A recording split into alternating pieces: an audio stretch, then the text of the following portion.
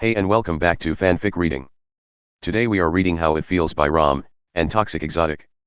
I hope you enjoy. Chapter 13. Dressing to Impress. Out. What? Ruby whined at the direct order from her sister, as one hand firmly held her shoulder, while another held Blake's. Why? Me and Weiss need to talk. No, we don't. You talked 2 days ago. Ruby countered as Yang's strength succeeded in getting both her and the quiet girl with her out of the room. Once they were out, she turned on her sister and gave her a serious look. Are you two fighting again? No, but you want her to go to the party, right? Why, yeah. Great, Yang replied with a smile. So give me an hour to do my big sister thing, and I promise I will get her to go. While I'm at it, you two can go have an impromptu date and cuddle in the corner of the library or something. Yawn! Before Ruby could reply and say they should at least try and convince Weiss together, the door was closed in their faces, and the sound of the chain sliding into place told her that it wouldn't open again until the battle inside was won. The library did get a new supply of books today, Blake said from behind her, Ruby's attention quickly switching back and forth between helping Yang and the fact that Blake was actually talking about doing what Yang had suggested. But what about those two? Ruby said feebly, struggling to decide which of the two things she wanted to do more. They sorted out their issue the other day, and Yang knows she messed up, Blake replied with a small shrug. Do you really think Yang will fail to get her to go? Well, no, Ruby admitted, awkwardly pressing her fingers together. But she's my partner. Shouldn't I be the one convincing her to have a good time? Like Yang did with you. Maybe, Blake said thoughtfully, and leaned back against the wall. But as her friend, you should also know when someone else can reach her in a way you can't. Getting her to agree to go will be an argument, one Yang is willing to have. Are you willing to fight with her over something that is, for all intents and purposes, not that important to her? Thinking over the question for a second, Ruby also leaned back against the door, while Blake waited patiently. It was true that the party really didn't mean much to Weiss, and it was more that Ruby and Yang wanted her to take some time off from the work she had been so invested in lately, but Ruby did feel strongly about her taking a break. However, she also knew she had a habit of caving to Weiss' annoyance and dropping things. When the girl had become frustrated with Flint in the workshop, Ruby had completely abandoned her efforts to convince the heiress to attend the party. If you want to go back in there and help Yang, then I'll join you, Blake said softly, her amber eyes glinting kindly to match her tone. But it doesn't make you a bad friend, partner, or leader to let Yang handle this. A deep sigh escaped Ruby as she pushed herself off the door. Though Yang had locked the door, her scroll could easily unlock it, but Blake was right, Yang had it handled. To go in and gang up on her was likely to make Weiss fight against it harder, so resigning to let her sister handle things, Ruby took a step away from the door to indicate she was willing to go to the library. Receiving a smile from the fauness that only made the decision easier, she watched Blake join her side and begun the short walk to the library. It wasn't particularly late, but the nighttime chill still hung in the air as they stepped outside, causing Ruby to quickly stuff her hands into her pockets before her fingers froze off. Silence filled the darkening courtyard, a silence Ruby wasn't particularly fond of, as she thought they should be over them already. So racking her brain for a topic, she easily found what seemed to be an obvious one considering what was happening soon. So, she said slowly, and turned to look at Blake beside her, the only clue that the raven-haired beauty wasn't gliding being her hips that were gently swaying with each step she took. This party. Is there a dress code? Or is it just whatever we want? It's Neon's party, so I doubt it, Blake replied while putting her own hands into her pants, that were in turn tucked into what Ruby considered to be a very hot pair of thigh-high boots that only accentuated the girl's long legs. Gotcha, she smiled, dragging her eyes away from the boots and focusing on the building ahead of them that they were making their way towards. Are you nervous? Blake asked carefully, Ruby spotting the amber eyes flicking over to her. About the date? Ruby hummed despite knowing exactly what Blake was referring to, but receiving a nod nonetheless. A little? I mean, I am looking forward to it, but I know you don't like crowds. I'm fine with a movie, you know? I know. Blake smiled, the action bringing a smile to Ruby's own face. But like I said this morning, I might not like the extra attention from people, but I like having fun with all of you. Especially you. Even though she had heard it that morning, the admission still filled Ruby with a gentle warmth. Feeling a rush of braveness filled her at the words, she slipped a hand from her pocket and let it hang at her side, as she silently let herself close the distance between her and Blake. Fortunately, Blake saw the hints, and it only took a couple of seconds for Ruby to feel the girl's long fingers slip between her own. With happiness joining her bravery, Ruby let herself sidle a little closer until her forearm grazed against Blake's. While Ruby still had the urges to go a little further with the girl, she had been keeping them in check, something that had proved very difficult in the past few days. The day before, she had received a totally unjust lunchtime detention that had mostly been Yang's fault for making her laugh, but when it had finished, she'd exited the classroom to find Blake standing there with lunch for her.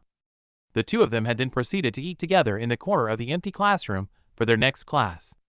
Ruby had actually really enjoyed the lighthearted conversation, and only realized how close the two had begun to sit near each other when other students began to pile in. Needless to say, they had quickly rectified that, but Ruby couldn't help lament the fact that she had missed out on what felt like a golden opportunity. "Me too," she mumbled, letting the heat radiating from Blake's hand wash over her a little. "With you, I mean. Good to know that I haven't bored you yet." Blake chuckled in response as the two of them pushed their way into the library, the warmth of the room immediately enveloping them and pushing away the icy chill that had clung to their skin. "You're not boring." Ruby grinned at the girl as they quickly made their way to the news section near the counter. "A little mysterious, but I like it." "I thought you didn't like mystery novels?" Blake joked with a smile, her shoulder bumping into Ruby's as she moved aside so that another student could get past. "But you're not a book," Ruby laughed.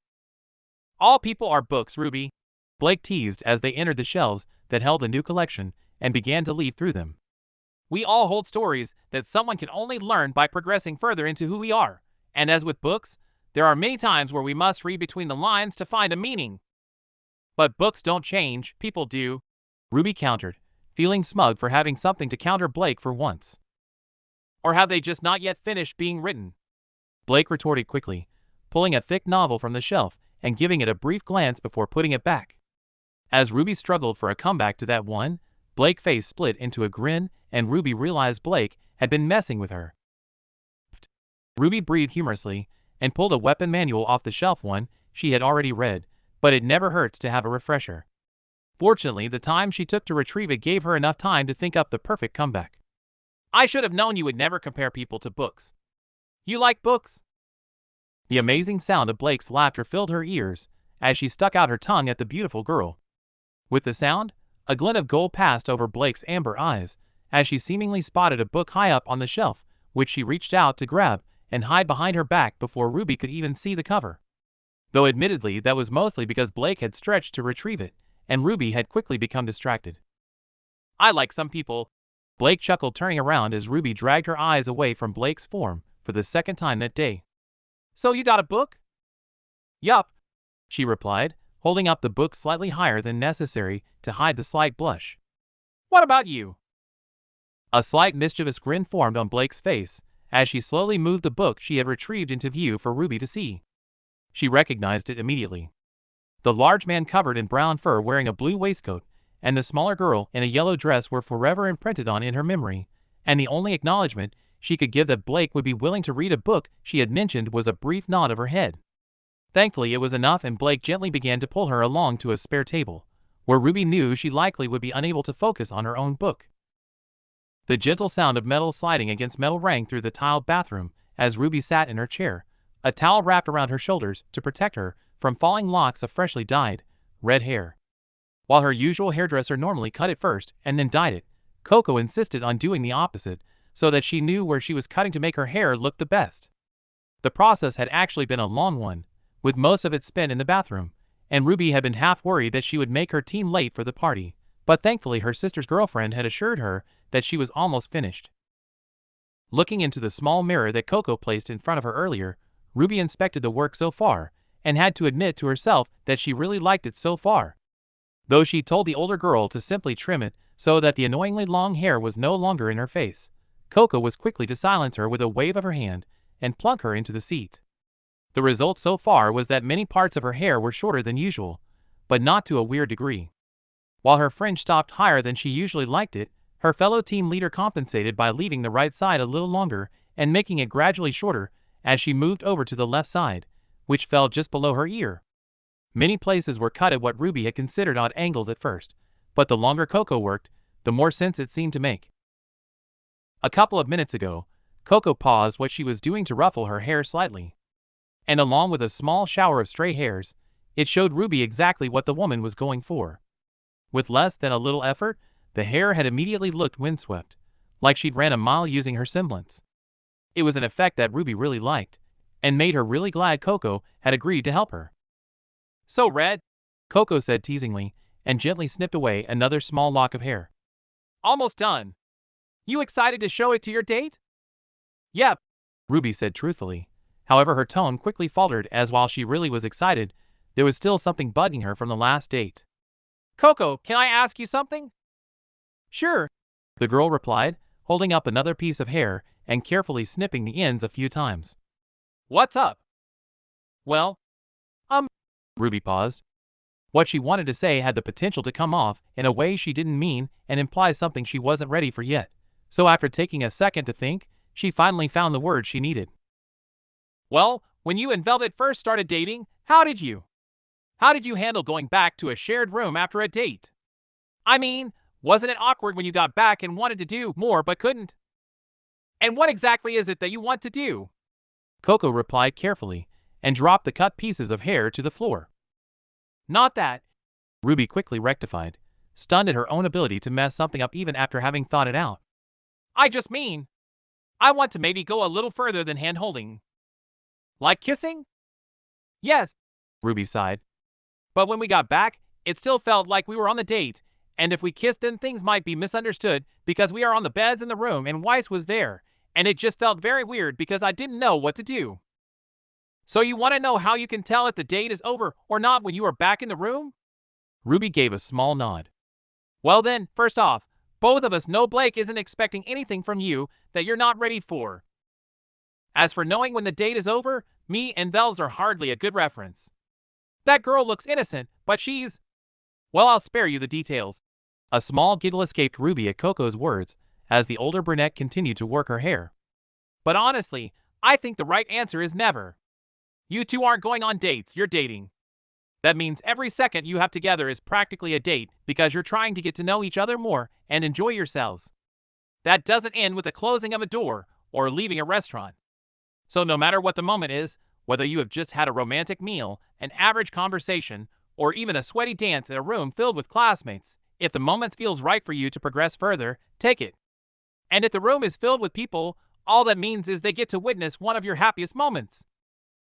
Doesn't stop it being embarrassing though." Ruby sighed, though Coco's words had helped some. "I guess not for the first time." Coco laughed, giving the scissors in her hand one last flourish along Ruby's hair before spinning them on her finger and tapping her shoulder. "But with time you will learn not to care who sees. So long as they don't see too much." Ruby jabbed at the older woman, who had once walked out of their bathroom in nothing more than a pair of shorts. "Ah, I see Yang inherited all the adventurous genes." The woman teased back and pulled the towel away, holding up a mirror to the back of Ruby's hair to show the amazing job she had done back there too. "Alrighty, all done, Red.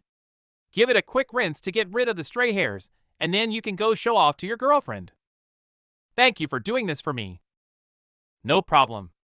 Now I'm gonna go say hi to my girlfriends, and maybe catch a sneak peek of them getting dressed." Letting out a laugh at Coco's joke while the woman gave her a wink and slid on her sunglasses, Ruby watched her go to leave the room and quickly put her hand out to stop her. "Coco!" Though the dark shades now blocked her eyes, Ruby could tell an eyebrow was raised as she turned to look at her questioningly. I'm glad Yang found you in Velvet. She seems really happy." Coco looked at her for a couple of seconds, the shades blocking any reading Ruby could do of the woman's face. But finally a smaller, more coy smirk that Ruby had never seen Coco wear before overcame her face. "She makes us happy too, Rubes. She was there for us after everything that happened at Lower Cairn, and I don't think either of us can let her go now." Nothing more needed to be said, so the two girls exchanged a simple smile before Coco finally left the room. Letting out a sigh of relief at how much lighter her head felt with the excess hair removed, Ruby looked in the mirror and mimicked Coco's earlier action of ruffling her new haircut. A few more strands of hair fell away, but the result was the same windswept look from earlier, and a wide grin spread across Ruby's face as she turned the shower on and prepared to wash it. 10 minutes later, Ruby slipped her belt strap through the double-pronged buckle to fix her skirt into place before looking in the mirror. The outfit she had chosen was one of her favorites for colder weather, as the material was deceptively warm. A warm gray blouse covered her upper half, her black cincher worn over top to push up her bosom a little, and on her bottom half was a bright red skirt that hid the pair of connected shorts beneath. A pair of dark fussy tights covered her legs and was tucked into one of her favorite black, steel-toed, thigh-high boots. As usual, her cape was affixed to her back. A brief glance in the mirror showed her that the look worked well on her, so running her hand through her now dry hair again and adjusting her fingerless gloves and bracers, Ruby gave herself a smile and walked towards the door to show off her newest look. "So," Ruby said happily, and walked out of the bathroom with her eyes closed. "How do I low?" Opening her eyes was a huge mistake. Perhaps the biggest mistake she could possibly make in her current situation. Though she had already knew it, the sight that greeted her once again proved that she was dating the most beautiful girl in the world. Blake didn't own many clothes, clearly a byproduct of her being on the move so often with the white fang, but yet she had still somehow found an outfit for the event that Ruby had never seen on her. A sleeveless, chocolate brown tailcoat was the most prominent article, the material fastened just under the girl's bust by delicate-looking strings. At the bottom of the coat section was the tail, its hem obviously frayed on purpose to add style. Beneath the regal-looking coat was an equally regal-looking white shirt that was also sleeveless judging by the small golden pauldrons that covered her shoulders, the only fabric visible in the area being some bandages that were clearly for show. The things that made Ruby warm up inside the most, however, was Blake's legs. Each one was slipped into a long thigh-high, heeled boots with laces running alluringly from the toes all the way up the front. Underneath were what Ruby assumed were a long pair of black socks, the top of them connected to the girl's gold-hemmed, white shorts by a strap that Ruby could swear would torment her should she stare for too long.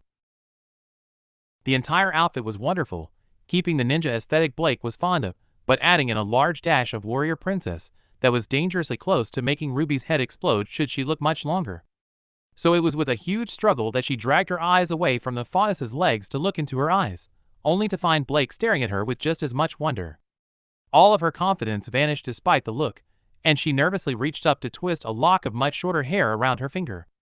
Fortunately, Blake was the first to break out of her stupor and take a step towards her. "Why, you look great," Blake whispered, her voice clearly struggling to form the words as her eyes darted up to Ruby's new haircut. "Your haircut looks amazing." Thank you," Ruby squeaked nervously, feeling her face heat up when the amber eyes caught hers again as Blake reached up to touch the tip of one of her spikes. "Why, you look incredible too. Out like a fauness princess." A large smile stretched across Blake's face, and Ruby felt the tiniest amount of skin graze her cheek after leaving the strands of hair behind. She could tell immediately that Blake could feel how hot it was. "Well, I kind." Before Blake could finish her words, the moment was interrupted as the door swung open and Weiss walked in, looking just as amazing as she usually did. Just like the rest of them, Weiss had opted for one of her more formal outfits. The light blue dress that petered off at the front only to flow out at the back was very fitting her tone, and contrasted well with the dark blue coat that only covered one side of her chest, and white belts that stretched across her stomach. Long, black gloves adorned each arm up to the elbow, and similarly long white boots cover her legs up to her knees. She had also done something that was exceedingly rare, and switched her ponytail into a long braid that reached her lower back, the thick top and thinner bottom of the braid somehow showing just how much longer the silken strands would be had it not been contained. If Blake only had hints of a warrior princess look, then Weiss had most certainly taken the rest. "Finally," she said immediately upon seeing her, her back straightening as an eyebrow raised. "We have 5 minutes to get there." Letting out a slight cough as she recovered from the earlier moment with Blake, she turned to her partner. "The party won't get started properly for at least 30 minutes. And yet it starts in 5. Weiss argued stubbornly with a hand on her waist. "It is you lot who want me to go to this thing, and I refuse to be late to anything. Even if it is fashionable." "All right." Blake sighed with a nod and moved back a little, reaching over to grab her wallet from the desk and slipping it into her coat. "What about Yang? She is meeting us there with Coco and Velvet." Without further word, Weiss left the room, her braid making a loud thud as it struck the wall. "Well, guess we are going to be the first ones there," Blake said before giving Ruby a charming smile. "Are you ready?" Biting her lip, Ruby held out her hand and gave a slight nod. With a much wider smile this time, Blake took it with her own, and the two of them left the room together. Ruby had no idea what would happen during the party, but if she knew that if she didn't kiss Blake by the end of the night, that it would forever haunt her. Chapter 14. The Ladybug's Second. Blake wasn't used to seeing a common room so empty, as the one for the first-year dorms was almost always occupied. With training for a hunter being such a drain on the body, it wasn't uncommon for her to walk into their common room and see some students asleep on the couches due to not having the energy to make it to their rooms. But the transfer students' dorm weren't like that at all, though the current state was likely the result of the setup for the party. All the furniture had been pushed to one end of the huge room. The large cushy chairs sat facing each other, so that conversation was easier, and the smaller desk chairs surrounding numerous small tables, leaving the majority of the room a wide open space.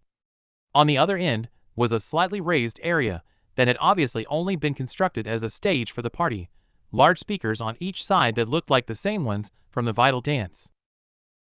Along one of the walls was a long table, laden with enough bowls of punch and food that it wouldn't surprise her if there were plenty of leftovers at the end of the night.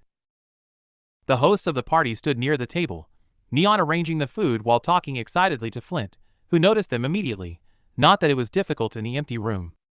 Though Flint was dressed in his usual attire, Neon had decided to ditch her usual blue crop top in favor of a bright, multicolored band shirt. Tapping his partner on the shoulder, both of them finished up what they were doing and made their way over, Neon gliding effortlessly on her roller skates.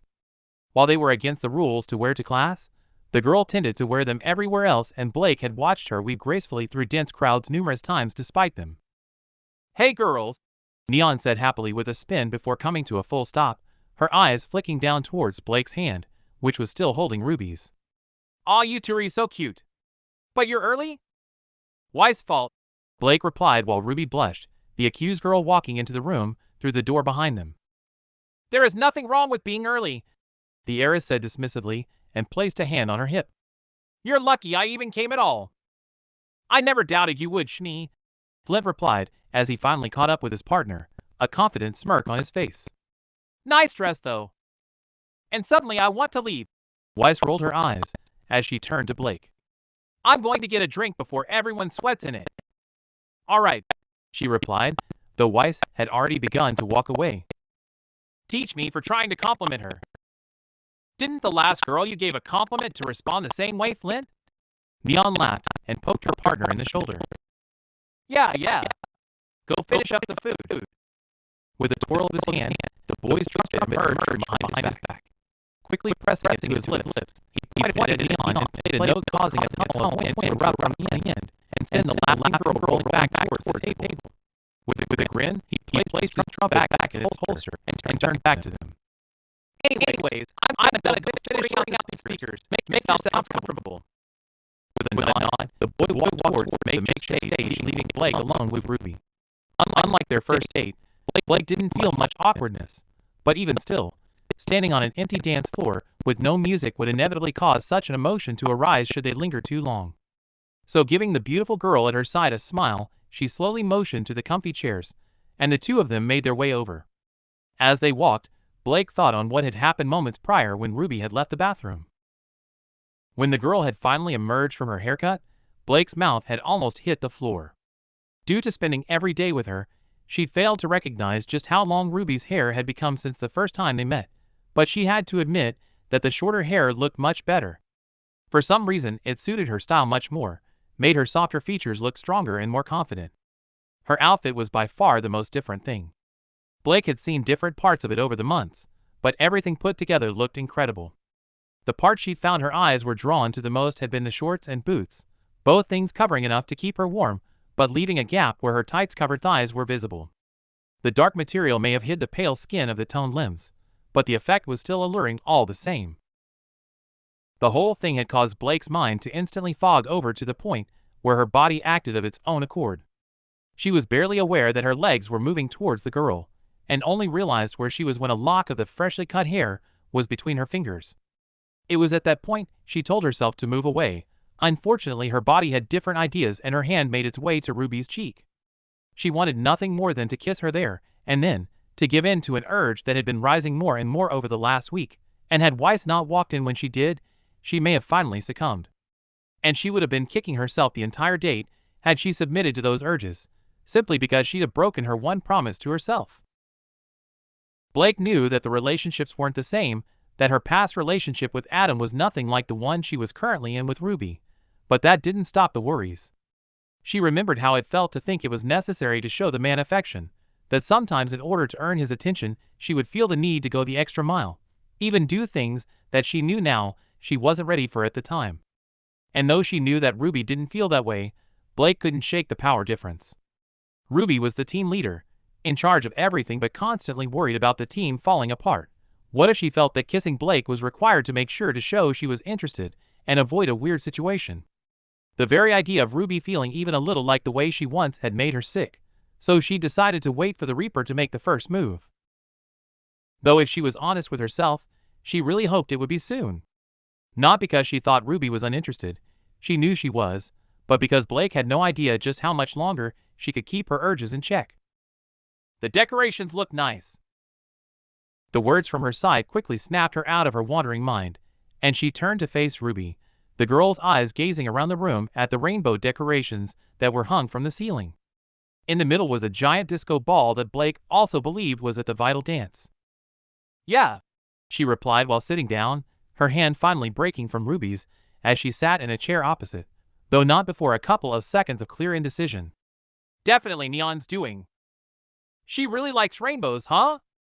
"It's her semblance," Blake said absent-mindedly, but saw Ruby give her a confused look. "She can induce a state of happiness on herself. She activated it while looking at a rainbow.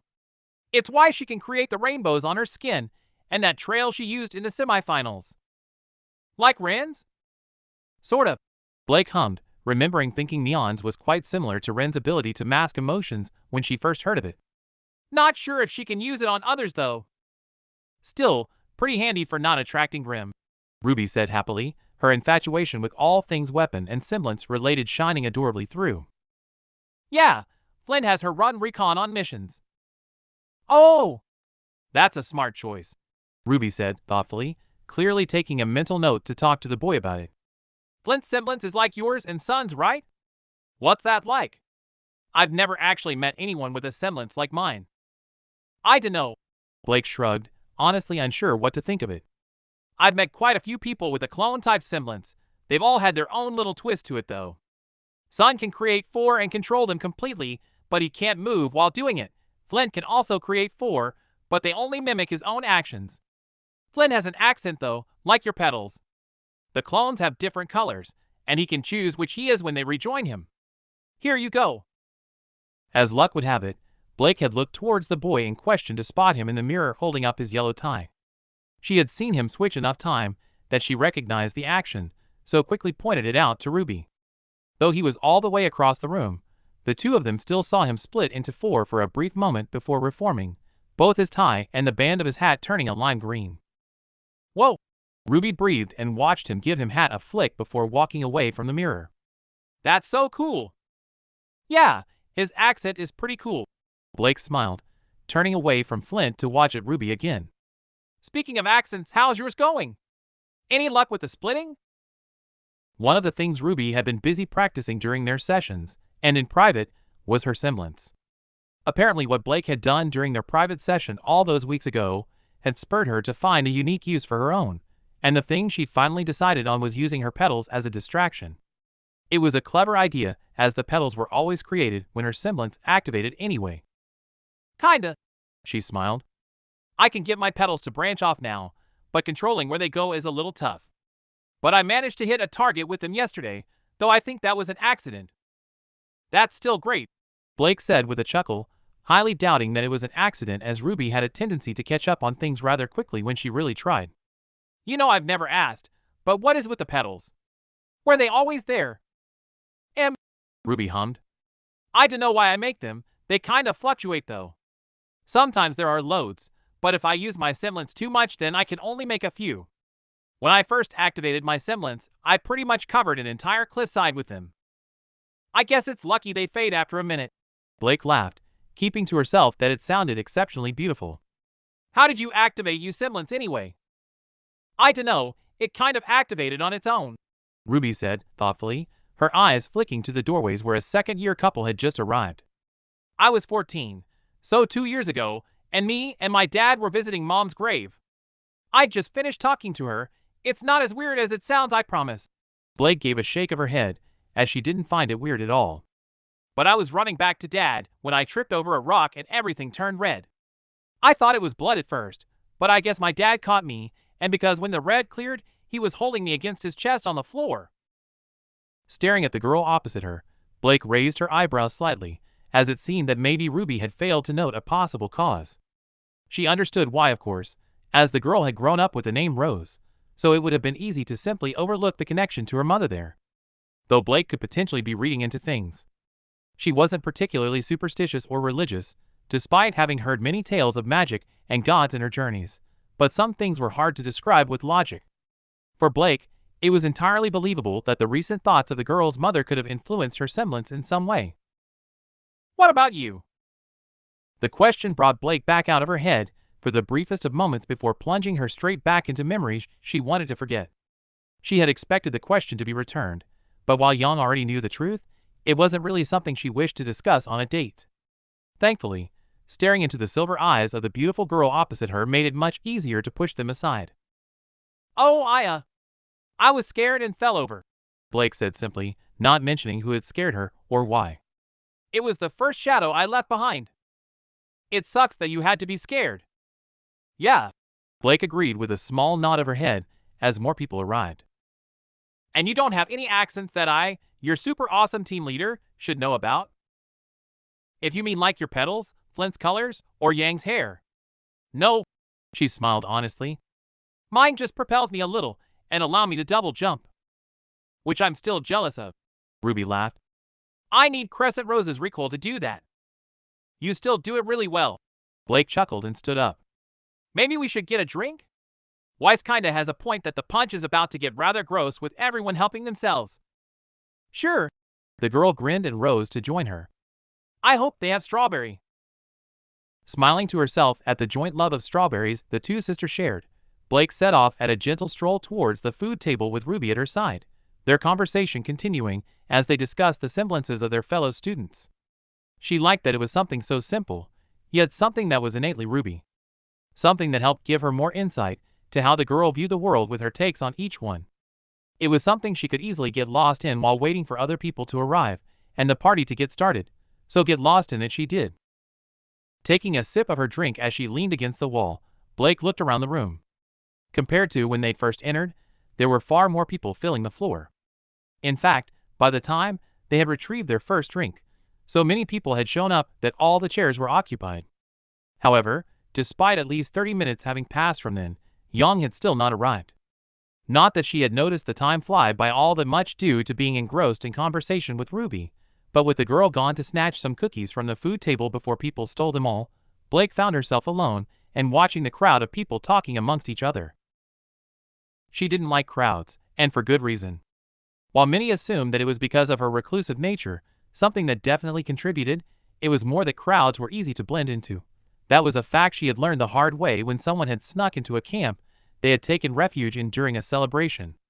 Where normally his unfamiliarity and fake ears would have been noticed immediately, the cheery crowd had been too distracted enjoying themselves that he went unnoticed, and by the time they did, it was too late. 2 people had already died, unable to activate their aura in time, and a third was severely injured. It was only after he had been taken care of by stronger members that someone recognized him as someone who'd been giving Fauna's travelers issues. What had been a joyous celebration quickly turned into a wake. It was that reason Blake hated crowds, and even though she knew nothing like that would happen at Beacon, she still couldn't help but scan the face of every person who had gathered in the room. Many she knew, older Beacon students she'd seen around school. She even recognized a lot of the visiting students. Team BRNZ from Shade Academy were occupying some chairs near a table, 3 of the members talking and laughing, while the girl she remembered was called May sat off to the side fiddling with what looked like a gun barrel, the beanie covering one eye, giving Blake pause before she remembered the girl was a sniper who was used to watching the world with one eye. Team ABRN had taken up residency by an empty bookcase, Reese Cloris sitting on her hoverboard and throwing her a wink as their eyes met. Just after the tournament, Reese had appeared in front of her one day and asked her on a date, and though Reese was really quite attractive, Blake had not been interested in a relationship at the time and politely turned her down. Fortunately, the green-haired skater took it well, and the two had sparred a couple of times since. There were a few more teams she recognized too. Team NGO of Shade were sat near a window talking to Team RBN, also of Shade. The rest of Team FNKI had finally arrived and were sorting out the last of the music issues, Ruby's friend Penny and her partner Seal aiding where they could, though it looked to Blake like Penny was staying far away from the speakers for some reason. The rest of the students were ones that were likely participants in the tournament whose fights she didn't see. "Sup, Blake?" she heard from behind her, the familiar voice warm and upbeat. Turning around, she saw one of her closest friends walking towards her, his spiky blonde hair glowing as a light passed over him briefly. Behind him was his team, Scarlet, Sage, and Neptune, each one dressed in their usual attire. "Hey, son," Blake smiled back, always happy to see the boy. "I thought you would be here earlier to help Neon." "Team training with Port," he said, glancing over her shoulder and around her back. "Why are you alone? I thought this was yours and Ruby's second date." "She's just getting some food." "Gotcha." "Hey, Blake," Sage said as he caught up with his leader, though his eyes quickly darted over to the stage. "Girl's opinion, how do I look?" "Very nice," Blake chuckled, giving him a once-over. "You at least put on a shirt this time." "Told you," he said to Sun, who rolled his eyes and shrugged. "I think she thought I was showing off last time." "I hear Penny says she likes timepieces," Blake offered him, knowing Sage had been crushing on Seal since the girl had arrived. "Timepieces?"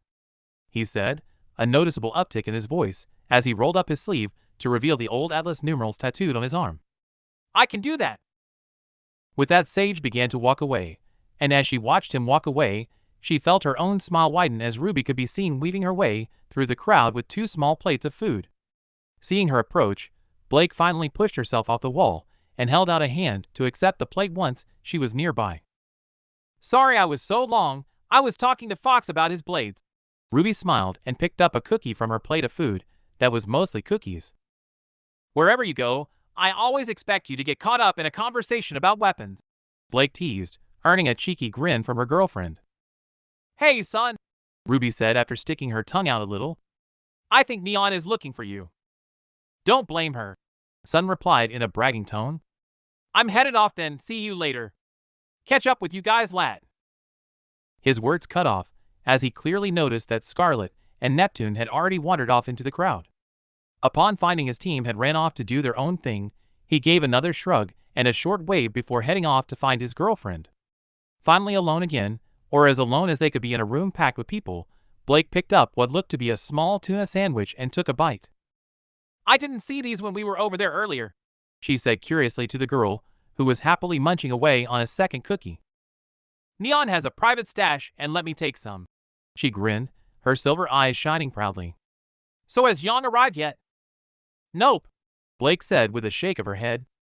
"I don't think she'll be much longer though. She never misses a party." "MMM," Ruby hummed, finishing the cookie and wiping her hand on her skirt. "Dunno what's taking her so long though. Probably still doing her hair." "Most likely," Blake replied hollowly, believing something else in her girlfriend's room may have held up the blonde. "So what were you and Fox talking about his blades for?" "Oh, that? He said his blades are better than Crescent Rose." "How dare he?" Blake smiled. "Right. He's clearly wrong, so I had to prove how wrong he was." "And did you?"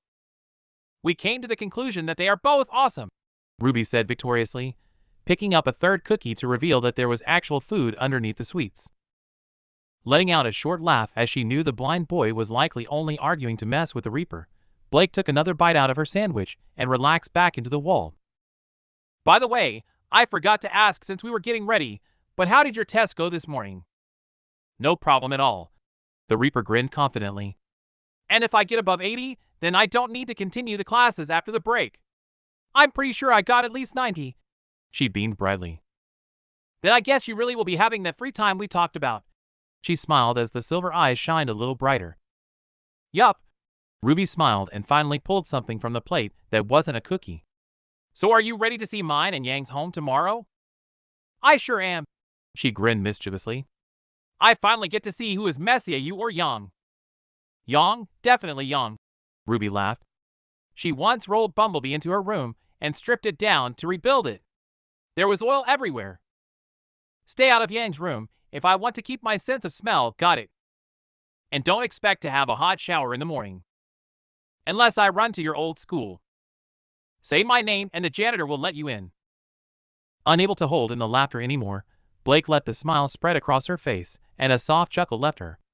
In truth, she was rather excited to be staying at Ruby's house over the break, and not just because it meant they could actually set aside some time for stuff without most of their day being taken up with classes.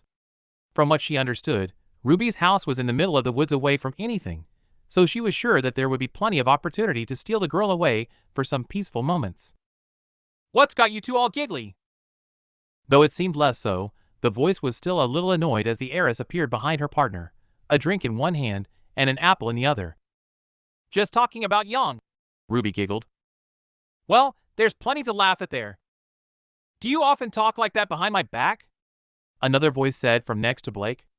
Turning around, she saw Yang, Coco, and Velvet walking through the doors, the fondness between the two taller girls with a hand of each in her own. Well, I would normally say it to your face, but you're late. It takes time to look this good, Yang countered happily and brushed her clothes off. Thought it definitely wasn't anything fancy.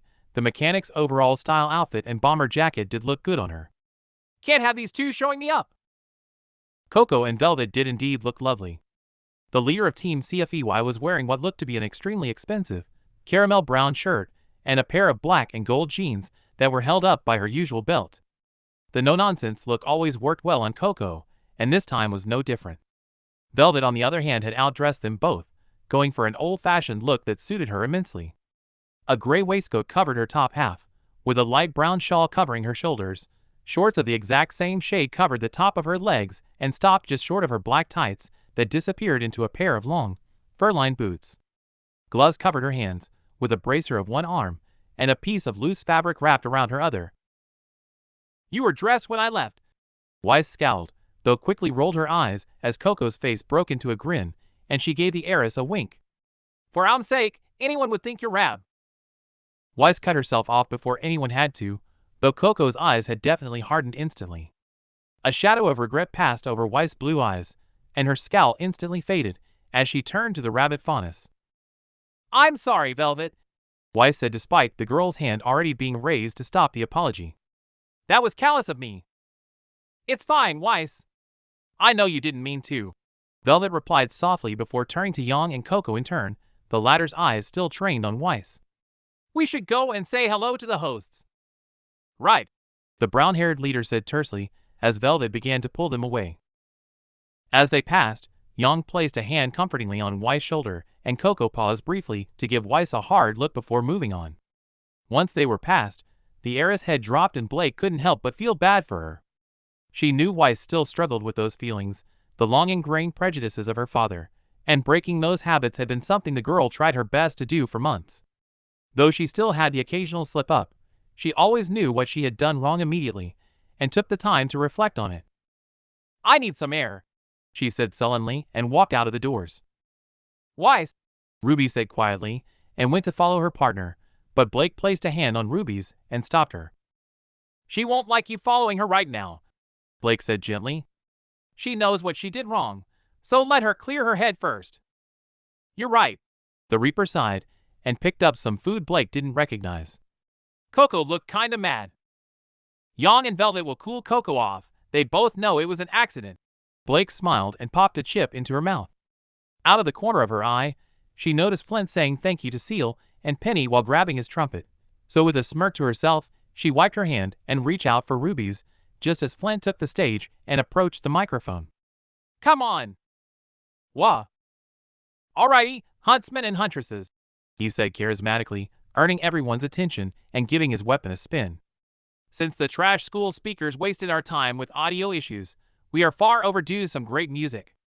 Grab yourself a partner and dance if you want, or sit back and enjoy. Whatever you want. After all, We're all here to have fun now that school is over for 2 weeks." Without wasting a second, he raised his trumpet to his lips and started playing a fast-paced jazz tune that the other two members of his team quickly started backing him up on. It only took a few minutes before people started to swarm the floor, Flint's reminder of school being over clearly having struck a chord in the hearts of many there. Therefore Blake felt less embarrassed about pulling Ruby into the crowd to dance. While it didn't instill the same energy as the usual rock music you would hear at a party, Flint and his band were skilled enough that the crowd easily got lost in his tunes. Nor did it take too long for the smile that Blake liked so much to return to Ruby's face as she slowly got more into the music. Blake wouldn't be surprised if the last 45 minutes of her life were cemented into her memory forever. It had been nearly an hour of glorious smiles and laughter, of upbeat music and silly dances. While Ruby was an excellent huntress, her dancing ability was definitely not something she had trained at all. While dancing together, Blake felt her toes being crushed more times than she could count, but she didn't care at all. The sounds of Ruby's excited laughter were more than enough to vanquish the pain immediately, though aura certainly helped too. Roughly half an hour after starting, Flint had gone off stage for a break and allowed Team PRPL from Haven to take over for a little bit. Once they had, the music had switched from jazz to rock and the dancing had become a little more fast-paced, and though they had stuck around for a little while, it was incredibly tiring to bob in time with the music while not getting swept up with all the strong students. So with both of them having acknowledged they needed a breather, the two made their way over to the empty chairs to sit down. "Dancing is so much easier without those stupid stilts Yang made me wear last time." Ruby smiled as the two of them claimed some seats, taking a sip of the drink they collected on the way. "You call that dancing?" Blake laughed jokingly, taking a sip of her own drink. "Mean it?" Ruby grinned, letting out a loud sigh of relief as she sank into the comfy chair. "Not all of us can dance as good as you. Where did you learn?" "My dad mostly," she replied, remembering all the times her dad had danced her around the house. "But dancing was pretty much all there was to do at the camps, so I got a fair amount of practice there too." "That sounds fun actually." The small reaper chuckled, her voice slightly louder than usual to be heard over the music even though they were sitting close together. "You never actually told me much about your dad. What does he do?" "Well, he used to be an organizer," Blake said, not wanting to mention her father had actually been the previous leader of the White Fang. "But he was promoted to leader just before I left." "Leader?" Ruby had clearly picked up on the specificity of the words.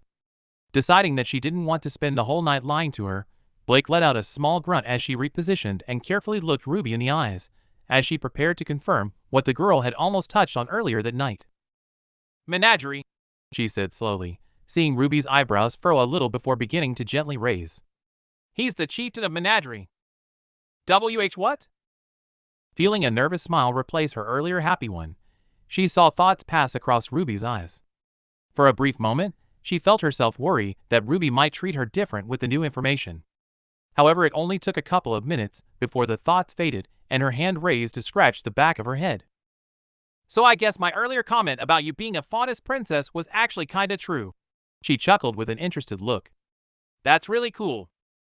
"In a way, I guess." Blake shrugged, not wanting to bring up that she didn't stick around long enough to know what it was like to be the chieftain's daughter. "You took that much better than I expected." To her admission, the only thing she received was a short laugh that made Ruby's eyes twinkle and Blake's heart soar. "My best friend and partner is one of the richest people in the world." "That is a very good point," she conceded, realizing that Ruby did in fact treat Weiss no different than she did anyone else. Nor did the rest of the team for that matter. "But do you mind just not telling anyone else? For now." "My lips are sealed." The girl smiled, motioning pulling a zipper over her mouth. "Does Yang know?" "Yeah, she knows pretty much everything." Blake nodded and took another sip of her drink. Yang really did know practically everything about her, from her father's old position to the things that had happened with Adam and the White Fang. "Stuff I promised to tell you one day." "There's no rush," Ruby said kindly and placed her hand on Blake's. "I know your past is complicated." "Thanks." Receiving a reassuring grin from the Little Reaper, Blake claimed the girl's hand properly and relaxed back into the chair. Though loud music was still bouncing around the room, a soft silence fell over the two, and they both seemed happy to ride it out and enjoy the moment, But less than a minute later, the window next to them opened and two girls climbed through. A little confused by the entrance, Blake and Ruby watched the pair hop down and straighten their clothes. Once they were done, they turned around and attempted to make their way into the party only to find Yang stood in their way with a plate of food, the sudden arrival of the blonde startling even Blake as she hadn't seen the girl approach. "What are you two doing here?" "Ugh, hoping not to run into you," one of the girls in a white dress said, her accent familiar to Blake from her time spent in the valleys of Mistral. "It's a party, where would we be?" the one in a red dress said in the same accent as the light caught their faces. Both girls were rather pretty, their perfectly matching features and accents enough to reveal them as twins, the only difference between them being the haircuts. "How did you even see us enter?" "This is Beacon, everyone saw you enter," Yang replied and motioned to the room. "You cause any trouble?" "Like you said," the girl in white interrupted boredly and inspected her nails. "This is Beacon. Why would we start anything?" "I dunno, but you always do," Yang replied and took a step forward, as did the one in white. Clearly all three of them had history, as the girl in red rolled her eyes at the other two's actions. "But as I was saying, start anything, and I will throw you out the same window that you just climbed in from." "Defenestration," called out Weiss as she approached from behind. Blake hadn't seen her since the earlier incident with Velvet, but clearly the girl had calmed herself down. "That's the word for throwing someone out of a window." "Yeah, I'll defenestrate you," Yang corrected herself, earning a half-hearted thumbs up from Weiss as the heiress sat on the opposite couch to Blake and Ruby. "HMPF. Whatever," the girl in red replied and crossed her arms. "Are you two done flirting, Melanie? Or can I go get a drink?" "EW. Don't be gross, Miltia," Melanie scoffed as she began to follow her sister past Yang and into the party. "Worst hookup ever." Yang's final words of contemplation were little more than a whisper that certainly went unheard by everyone except Blake, who raised an eyebrow at her partner. While she wasn't surprised by such a revelation, she couldn't help but wonder which girl Yang was referring to. If she had to put money on it, she would definitely go with Melanie. As she decided that it was most definitely Melanie, Yang turned and caught her eye, and Blake couldn't help but smirk at her partner, who also sat down next to Weiss. "You two enjoying your cuddles?" She smirked in return, clearly willing to embarrass Blake to cover up what she'd just admitted. "Until you came around with your big, loud mouth," Ruby replied and stuck out her tongue. In response, Yang picked up a mini sausage roll and tossed it at the brunette, who easily moved her head into the perfect trajectory that had the roll land in her mouth. After it was caught in the energetic girl's mouth, a small sound of victory emerged from her. "Who are they anyway?" Weiss asked, reaching over and picking another mini roll from Yang's plate. "Friends." "Friends?" "Fine. Sort of friends." Yang shrugged, throwing a small cake to Blake. "We hung out a couple times before I came to Beacon." "By hanging out I assume you mean fighting?" Blake asked and took a bit of the soft sponge. "Occasionally." Yang shrugged and bit into what looked to be a pizza roll. "They tended to start at it just as much as I did. Anyway, speaking of fights," she motioned her hand towards the heiress sitting next to her. "You need to apologize to Coco and Velvet. Properly." "I know." Weiss sighed, finishing off the sausage roll and reaching for another. "I really didn't mean it that way." "It's all good," Yang said cheerily and gave the girl a nudge. "I calmed Coco down for you. But this is what happens when you stop letting yourself relax and throw yourself into your studies without taking a break. You do become rather crabby," Blake confirmed. "But we all still love you," Ruby added with a smile. "Yup," Blake and Yang said together. Obvious relief passed through Weiss' body as she sank into the chair a little and bit into a sandwich that she also stolen from Yang's plate.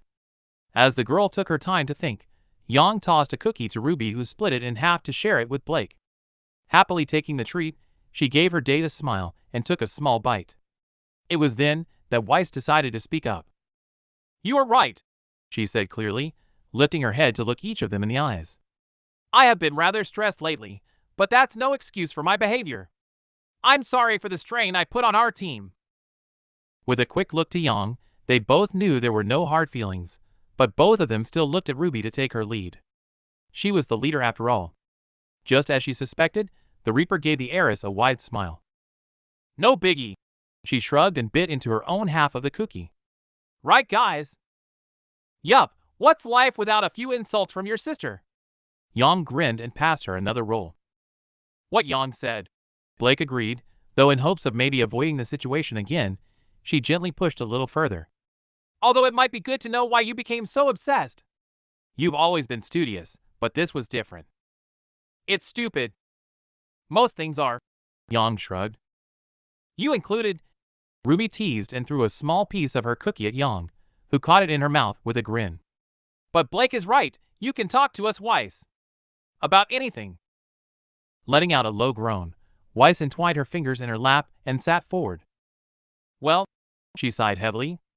When I go back to Atlas tomorrow, all the coursework I have left to do will be overseen by Father, and I won't be allowed to leave if it's not done to his standards. I was hoping to get as much as I could out of the way so that I could come back early because, as stupid as it sounds, I was actually looking forward to this break. A brief pause hung in the air before her next words. I've never had friends to share a holiday with before. Music filled the silence that fell upon each member of their team. While Weiss certainly had her moments of genuine sincerity, she'd never said anything like that to her knowledge. And Blake took pride in the fact that Weiss' words had caused a smile to pull uncontrollably across her face, as it was something that certainly wouldn't have happened almost a year ago. A year ago, she would have been horrified sharing a room with a Schnee, but now she considered herself lucky to be Weiss' friend. However, just as she always did, Yang quickly ruined the mood. You're right. She scoffed and ate her sausage roll. That's really fucking stupid. Yang! Both RWBY and Blake shouted at the grinning blonde, both of them throwing bits of cookie at her, as Weiss turned to face her with a confused look. What? Yang said indignantly. We all know that if Weiss misses this break, then we will be spending multiple weekends making it up to her. And then, there are all the other breaks she is going to be spending with us. I'm sorry, beautiful, but you're family now. There are so many more Xiao Long Roshni Belladonna gatherings to come. You're an idiot. Weiss shook her head, but quickly rested it against Yang's shoulder as the blonde put an arm around her in a firm hug. But thank you, Yang. No problemo. She said it like an ass. Blake scowled at her partner, who was currently eating the bits of cookie off her clothes. But yes, you are stuck with us. I may go crazy a little earlier in life than I had planned, but I think I can deal with that. Weiss smiled contently. Aw yeah. RWBY cheered happily, her hand shooting into the air. Team RWBY together forever. Sounds good to me. Blake grinned and reclaimed the girl's free hand, a red blush crossing RWBY's cheeks. You get a room. Yang groaned jokingly. If they go and get a room now, they'll miss the slow dance coming up. A male voice said, and the entire team turned to see Flint had walked over, his trumpet in hand. Speaking of, could use a vocalist, what did you say, Schnee? Why would I sing with you? She returned, finally pulling away from Yang. Give you some practice for your big event? Make some couples happy? Whatever excuse you need. He shrugged confidently. Your attitude is enough to make me say no. Aw, come on, Weiss. RWBY whined, looking excitedly at her partner. We only ever hear you from the bathroom. Hearing you properly would be really cool. I don't know, Weiss said hesitantly. Come on. Yang egged the girl on. Think of it as one last piece of fun before you go. You say you want to keep singing when you're older, so now could be a great time to actually have a concert that your prick of a dad hasn't forced you into. I also think it would be cool to have our friends sing for the first real dance I have with my G. RWBY, Blake agreed, correcting her slip-up so fast that she was pretty confident no one noticed. After all, she still wasn't sure what her and RWBY exactly were. No pressure, though. As Weiss took a second to think, Blake looked at RWBY to check her correction had worked. Fortunately, the leader was so focused on Weiss and the cookie in her hands that everything else seemed to not exist. But as she turned her head to the heiress, she noticed Yang's lavender eyes locked onto her, and a wide mischievous grin on the blonde face. Seeing Yang bit her lip a little, the usual indicator that Yang was going to say something only she could hear, she narrowed her hearing on the girl to catch her words. Girlfriend, huh? A blush instantly painted itself on her face, and she turned away from the now chuckling blonde. Of course, it would be Yang that heard it. It was always Yang. No doubt the blonde would make great use of that over the break. Luckily for her, though, she respected boundaries enough to not say anything in front of RWBY. Blake still had no idea how she was going to bring that topic up. Fine, she heard Weiss sigh, snapping Blake from her thoughts. One song. Better than no song. Flint grinned triumphantly, Weiss rolling her eyes in return. I go back up in 10 minutes, so meet me by the stage. MHM. Weiss hummed as the boy left with a wave. Turning to her side, the heiress noticed Yang staring at her. What? Nothing. Yang grinned, her tone holding such a false sense of ignorance that Blake didn't believe her for a second. Right, Weiss said, clearly not believing Yang either. Well, I might go and find Neptune. I've been ignoring him all week too. I will talk to Coco and Velvet after the song. Gotcha. Yang waved as Weiss got up and walked off, raising off the couch herself. I'm gonna go find them anyway. Can't have them having too much fun without me. Later, you two. Bye. Finally alone again, Blake felt Ruby's head rest against her shoulder, and a deep sigh of relief breeze across her neck. Turning to see Ruby had her eyes closed, Blake was more than happy to let the girl relax for a little. Since she enjoyed the closeness and was really hoping for more of it, it really wasn't an issue for her to let herself melt in closer to the girl. I'm glad everything with Weiss is sorted, she finally breathed after a minute. I'm really hoping she can get back from Atlas early. Me too, Blake replied honestly, knowing 2 weeks without Weiss would feel extremely weird. And thank you, by the way, the brunette added softly, for stopping me going after her. You were right that it would have made things worse. It's fine, you just wanted to help her, she replied and squeezed Ruby's hand a little. So what do you say to 5 more minutes of rest before we go kill our feet again? Sounds awesome, Ruby chuckled. Sorry in advance. Letting out a soft chuckle of her own at the knowledge Ruby was likely going to crush her feet a whole bunch more, Blake happily rested her head against the freshly cut red and brown hair. For the next 5 minutes, she couldn't help but hope that the world left them alone. 5 minutes, Ruby thought to herself as her internal clock told her the time for relaxing was up. It was time to dance. She knew she could back out, that if she told Blake she didn't want to, then the girl would be more than happy to stay seated and talk. But that wasn't the case. She didn't want to stay seated and talk, at least not for now. She wanted to dance with Blake. She was just so nervous that she may as well have been a shaking ball of nervous energy. But thankfully that wasn't the case, because then Blake probably wouldn't have been as close as she was during those 5 minutes, and would have been freaking out internally about what she could have done wrong. She was a terrible dancer. Blake had noticed as much during their earlier session. However, while the fast-paced dancing had managed to hide most of it, the fact that Flint and Weiss were about to play a slow song for all the couple meant she would likely be stepping on her date's feet all the more. While she had managed to barely avoid making a fool of herself for the entire night, and actually had a really fun time, she knew that time was at an end as she felt Blake shift with the end of the music. Looking up, she saw Flint climbing up onto the stage as Team PRPL finished their track and raised her head from Blake's shoulder. Time was up. She was going to make a fool of. You okay? Blake's smooth voice was finally audible, since there was no longer music blasting throughout the room. Turning her head to the side, she saw the girl's amber eyes gazing kindly into hers, and felt her confidence soar a little. MHM, she hummed. Just never slow dance before. Then I can take the lead. Blake grinned and stood up, holding out the hand Ruby wasn't holding to help her up. Unless you want a ST. Alrighty, huntsmen and huntresses. Flint's voice cut her off as it rang through the room. Now that the real music is back, no offense, Plume. The leader of PRPL gave Flint the bird but laughed at the same time. We're gonna slow things down a little. Let all you wonderful couples have an excuse to get close tonight. Even managed to convince the heiress herself to assist me. Walking on stage, Weiss gave a curtsy and more than a few people applauded her. Ruby often forgot that Weiss was widely recognized not only for being the heiress to the biggest company in the world, but also for her singing talent. Wearing a smile that Ruby genuinely couldn't tell whether it was fake or not, she gave a wave and approached the mic, which Flint allowed her to have. I hope you can match me, Weiss said with a raised eyebrow, earning a few ohs from the crowd. Ruby didn't hear what Flint said, but the shrug he gave her showed he was very certain of himself. She fully expected that Weiss had rolled her eyes in return. What she didn't expect, however, was that Weiss turned to gaze directly in Ruby's direction and gave a short jerk of her head to motion her. With the support of her best friends and Blake's smile bolstering her confidence, she finally accepted the Fauna's hand as she lifted off of the couch. Blushing a little and pushing down her nerves, she let Blake lead her gently to the dance floor where a few couples had already begun to gather. By the time they'd arrived, Flint had already begun to play his trumpet, the slow jazzy sounds issuing around the room and captivating everyone there. Feeling Blake stop walking, Ruby clumsily told her feet to stop, only for them to disobey her and caused her to stumble a little into Blake, not that she seemed to mind. In fact, the Fauna simply looked down and gave her a smile. "I already know you're a bad dancer, Ruby."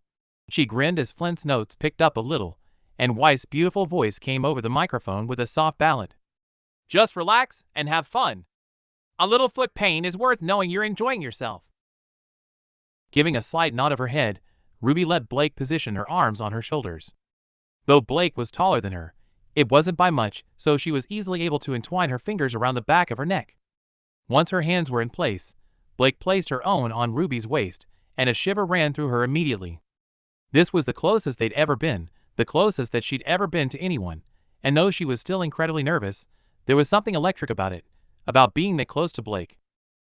With her hands around Blake, her thumbs grazing the girl's hairline, and pulling her head down slightly, their eyes had found a perfect connection. A connection that she really didn't want to break. Blake's amazing amber eyes would glow like gold every time the light found them, and each time butterflies erupted in her stomach. The girl was gentle as she slowly led their motion, a small circle step that even Ruby knew wasn't the typical dance one did when listening to jazz. But Ruby didn't care. From what people were doing around her, it was clear she could never keep up with such a dance, so she was grateful Blake was doing a simple one. "You know," Blake said quietly as they turned in place, her voice only just audible over Weiss singing. "I was half expecting to be a little uncomfortable tonight, with it being a party."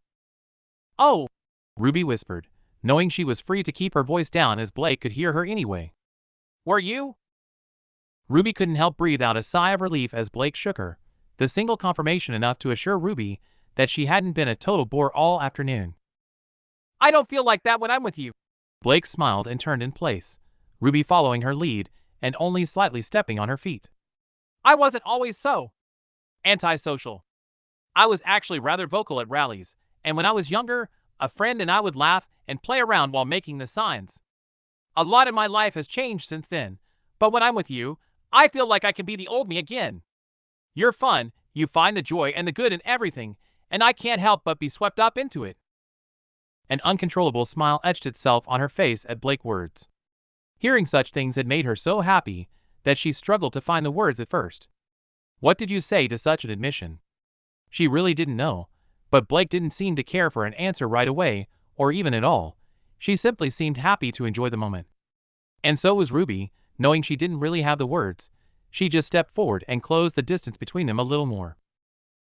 As she did, she felt one of Blake's hands slip behind and land on the square of her back, while the other trailed up her side, the ripples that the finger caused on her clothing sending sparks coursing through her. Finally Blake's hand reached Ruby's, and carefully peeled it from her shoulder, their fingers entwining as they were held out to the side. The new position was much more of a traditional waltz stance than previously, but Blake still kept the same rhythm despite it being completely out of step with Weiss and Flint. Daring to look up into the older girl's eyes, Ruby saw them looking at her like she was the only person in the room. The look was enough to make Ruby blush as her entire body heated up at the realization of just how much she liked Blake looking at her like that. Thoughts rushed through her head as Amber swam in her vision, and before she knew it, her face was much closer to Blake's. She could smell the food Blake had eaten over the night, but it wasn't bad. She was more distracted by the deep breaths that were drifting down her neck and causing shivers to run down her spine.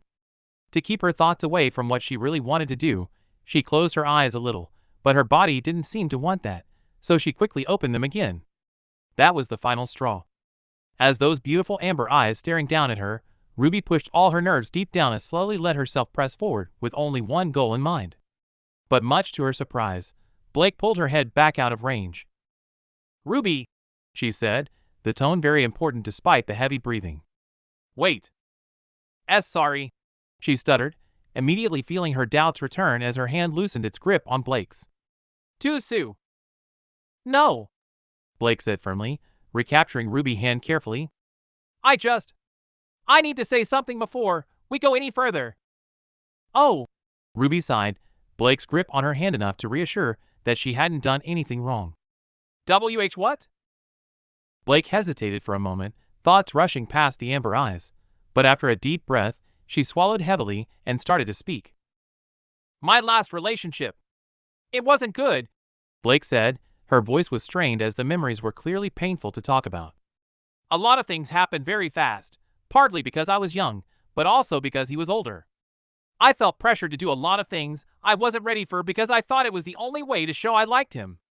I know how that feels. That's why I need to make sure that you don't feel like that. This is your first relationship and I'm not expecting anything you're not ready for, so if you really don't know, then we can just keep going slow until you are. The dancing had stopped as Blake talked and Ruby could see just how serious she was. The way worry marred the shine of her eyes as she tried to convey that seriousness. In truth, Ruby did have doubts before. Doubts about the timing and whether it was too soon or not, but her doubts had never been about not wanting to do it. No, that had always been a pretty clear answer. She did want to go forward. She was ready. And since it was already out there, and an attempt had already been made, Ruby dropped all her other reservations and shook her head with a smile. I'm not feeling pressured, Blake, she said carefully, wanting to treat the situation with just as much seriousness as her date had. I really like you. I have for months. I enjoy spending time with you because it's what I want to do, whether it's just studying or talking, and that's why I tried what I just did. I've been wanting to do that since our first date. No, honestly, a little bit before. Are you sure? Blake asked, the smile pulling at her lips enough to show she appreciated the words. She could have given a nod, or said yes, but they didn't seem like enough to convey just how sure she was. So just like she had moments ago, Ruby pressed forward until their faces were so close she could hear Blake's breathing. Pausing to listen to the deep breaths and give Blake the chance to pull away, Ruby waited for what felt like an eternity. Finally, she saw her date's head inch in a tiny bit closer and took it as permission to continue. With one last look into the girl's eyes, Ruby shut her own and finally closed the last little gap between her and Blake. Electricity rushed through her the second her lips touched Blake's. Though it was little more than a soft peck, the feeling was more than Ruby could have imagined. Her lips tingled and her stomach erupted into butterflies as Blake slowly returned the pressure. She was gentle at first, the kiss careful and testing, like dipping your toes into a lake before jumping in. But as Ruby made it clearer by pressing in a little further, Blake responded in kind. The kiss wasn't particularly heated, there was no tongue or heavy breathing, but it was still amazing. And for her first kiss, Ruby was confident she hadn't screwed it up. After what could have only been seconds, that felt like minutes, Ruby pulled back and opened her eyes. Her silver met amber, and found a happiness in them that made her heart soar. However, she wasn't feeling brave enough to go in for another on just yet, so she simply let herself melt into the grasp of her girlfriend as the older girl slowly started their rotation again. Weiss wiped a bead of sweat from her brow as she stepped down from the stage and out of the heated lamps, making her way toward Yang, Coco, and Velvet, who stood nearby. She had never been one for heat, having grown up in a colder environment, and her usual performances used low-heat bulbs as the spotlights. It also didn't help that she had spent more time on stage than she originally intended. Despite only agreeing to one song, she found the experience to be far more enjoyable than she had predicted. After the first song received decent attention, far different than the usual slow claps of her concerts, Flint had started to play something a little faster that she could have easily let go and walk away, but she didn't.